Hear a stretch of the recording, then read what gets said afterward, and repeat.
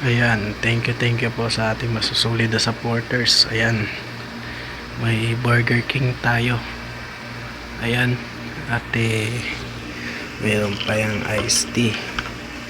At ano ba to? Uy, wow, mukhang masarap tong Burger King nila. Unbox natin. Ayan, banana catsup. Sana malaki-laki to. Wow, nice. Whopper Junior. So yan, yan, nakita nyo yan. Yan ang ating Whopper Junior. So yan, tikman na natin at tayo'y gogorabel. So ito na nga, kakainin na natin siya. So ito na, kakainin na natin siya. Ayos muna tayo ng buhok syempre. Yan. Yan. Yan. Very good. Very good. So ito,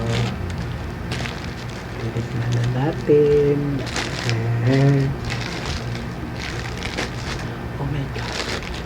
Oh my god.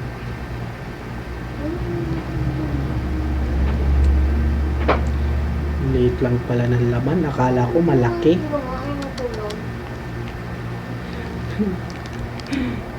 Ano ba yung Burger King? Akala ko malaki yung laman.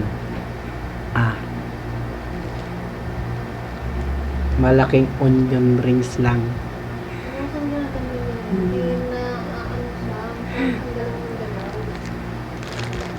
Kaunin na lang natin. Wala, hindi na ako bibili sa Burger King. Pangit ng ano, maliit yung ano niya, yung laman niya. Naasar na ako, hindi na ako bibili talaga. Ang daming ketchup sa loob, anin ko to. Ay, nako po, Ginoo. So yun lang mga kalodi, titikman natin kung gaano kasarap.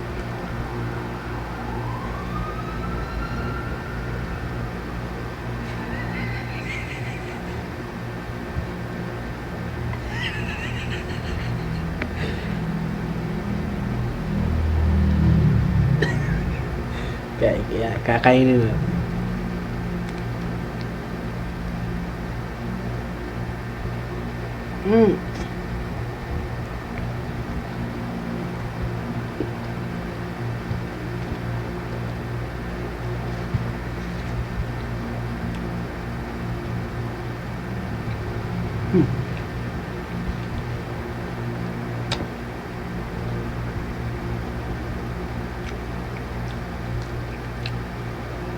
Masarap.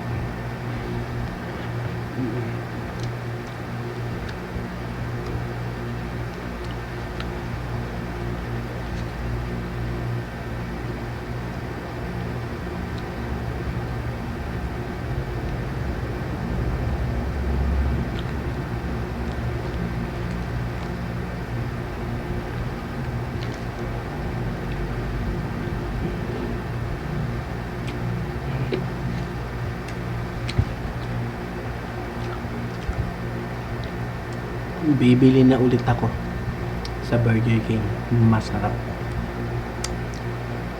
Kahit mahal siya, patok sa panlasa ko.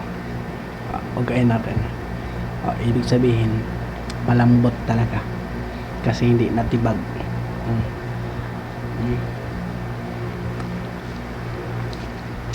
Hindi natibag yung brace natin. Tikman pa natin.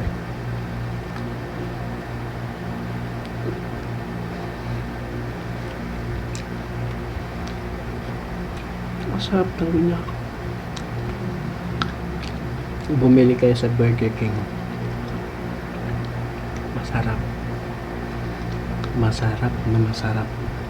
Hindi kayo magsisisi. Akala ko kasi kanina puro onion. Pero nung natikman ko siya, masarap pala. So, bili kayo sa Burger King. Mas masarap ito kaysa sa ibang brands ng burger. Hirap lang kumain. Kala ko natibag eh. galing talaga ng brace ko, matibay ang dikit. So yun lang mga kalodi, si Burger King masarap, kainin nyo, bumili kayo bago kayo kumain. Okay, sige, bye bye.